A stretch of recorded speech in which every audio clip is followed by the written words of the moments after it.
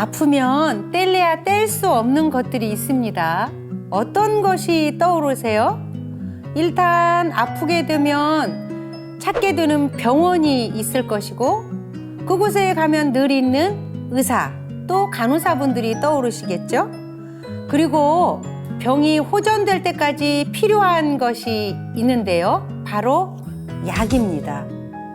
저는 그 약을 짓는 일을 1987년부터 33년째 해오고 있는 약사입니다.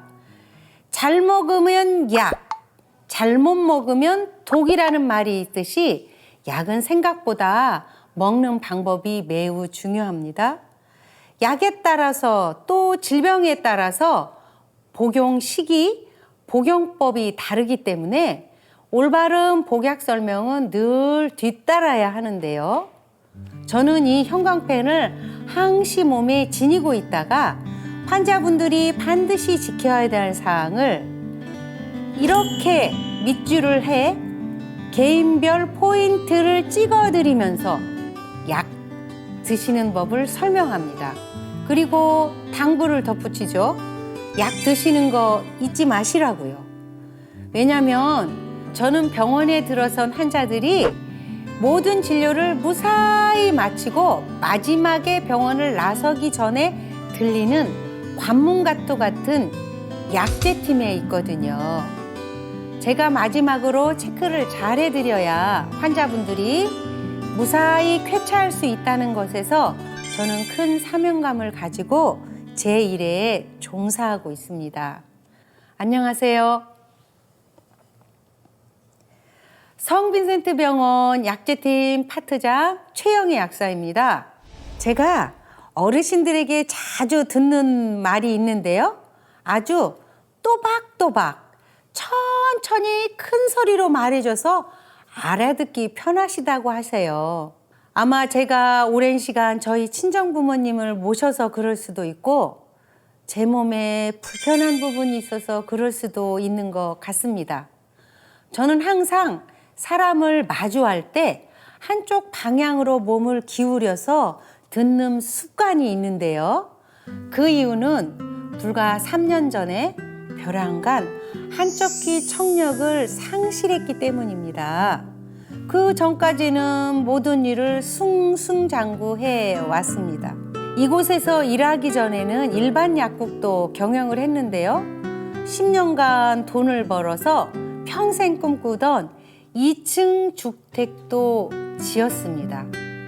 하느님이 내게 주신 소명을 지키기 위해 성빈센트 병원 약사로 이직해서 별 탈 없이 직장 생활을 해왔고 좋은 일도 참 많았어요.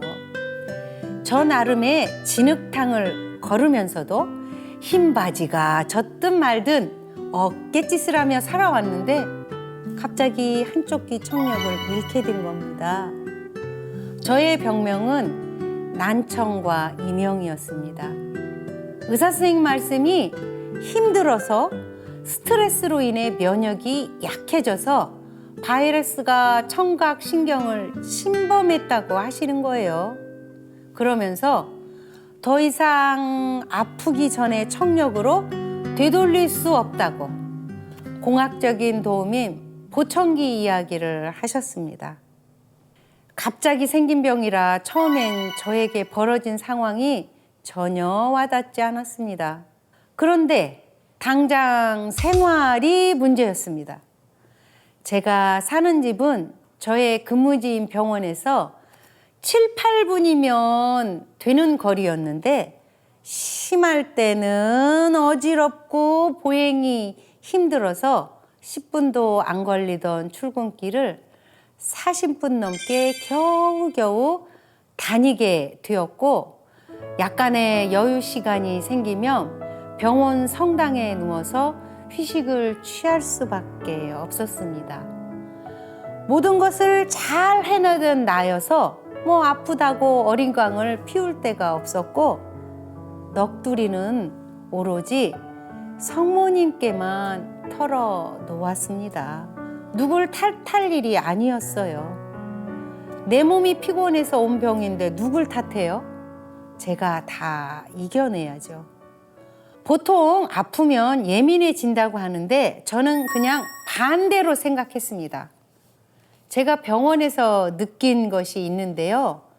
병원은 아파서 오는 분들이 대다수라 다들 예민하고 급하세요. 때문에 이런 분들을 응대할 때는 제 나름의 노하우가 필요한데요. 까다로움이라는 창에 대응할 수 있는 부드러움이라는 방패입니다. 까다로운 이유는 우리 병원의 고객이 되고 싶어서 내는 목소리이지 그냥 한번 왔다 갈 사람은 목소리도 내지 않고 그냥 가버립니다. 그래서 저는 더 까다로운 분들에게는 더 부드러움으로 맞섭니다. 저의 방법을 쉽게 말씀드리자면 예전에는 귀로 듣고 그 다음에 환자 눈을 봤습니다. 저 여기가 불편한데요 라고 말해야만 그제서야 그 불편을 알아차린 거죠. 하지만 이제는 어딘가 불편해 보이는 분이 오시면 먼저 눈으로 봅니다. 그 불편을 알아차리기 위해서 살펴보는 거죠. 그리고 환자분이 저 여기가 불편한데요? 라고 말씀하시면 제가 살펴본 내용이 있기 때문에 이 물음에 좀 더 신속히 그리고 부드럽게 응대할 수 있는 겁니다. 오래전부터 들어온 노래인데 요즘 새삼 와닿는 노래가 있습니다. 나훈아 씨의 공이라는 노래인데요. 거기에 이런 가사가 있습니다. 살다 보면 알게 돼 알면 웃음이 나지. 처음에 내가 가진 것을 다 쥐고 있어야 행복하다고 생각했는데 살다 보니까 알게 되더라고요. 내가 쥔 것을 나누어야 행복하겠구나. 그래? 그럼 내가 나눌 수 있는 행복이 무엇이 있을까? 내가 매일 마주대하는 사람들에게 친절을 베풀면 그것이 바로 행복이겠구나.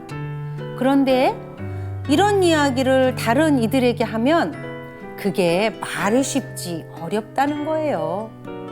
그럼 제가 말씀하죠. 왜 처음부터 큰 것을 주려고 하느냐. 우리가 처음에 뭘 사려고 할 때 목돈 드는 거는 좀 꺼리게 되잖아요. 그런데 어찌 보면 있어도 그만, 없어도 그만인 푼돈, 잔돈은 쉽게 나누어 줄 수 있거든요. 그래서 나의 행복에 작은 것들, 마치 잔돈과 같은 것을 남에게 베푸는 친절로 생각한다면 이게 좀 쉽지 않겠냐고 설명하죠. 그럼 다들 그래요. 듣고 보니 그렇다고요. 사랑의 잔돈이라는 화두를 꺼내놓고 보니 2017년 작고하신 배우 김지영 선생님과의 일화가 떠오릅니다. 돌아가시기 2년 전인데 2015년 안양 중앙성당에서 선교지 아이들에게 희망을 전하는 바자회를 했을 때의 일입니다. 저녁 미사를 마치고 우르르 많은 교우들 속에서 모자를 푹 쓰신 어떤 할머님이 바자회 물품 몇 개를 고르시고는 가격도 물으지 않으시고 흰 봉투를 놓고 황급히 자리를 뜨시는 거예요.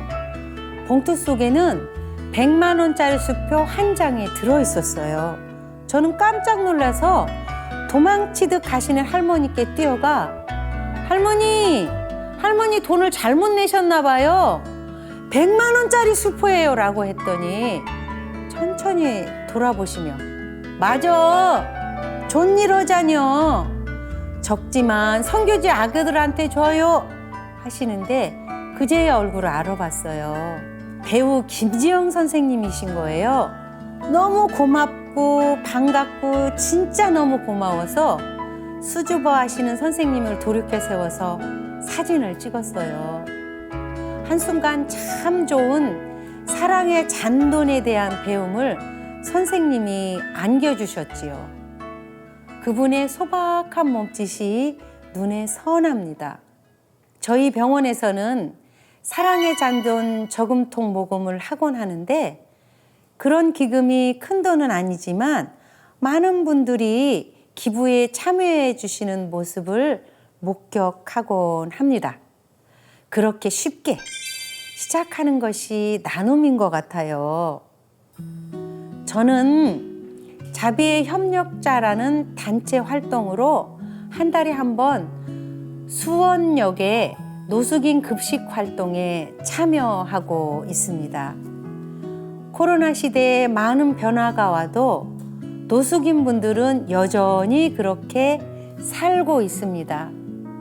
숨을 곳이 없어요. 그런데 가난과 눈물과 질병은 언젠가는 돌아서 우리에게 옵니다. 우리가 그분들을 돌보지 않고 외면하면 사회적 불안과 불쾌감은 돌아서 우리에게 오는 거예요.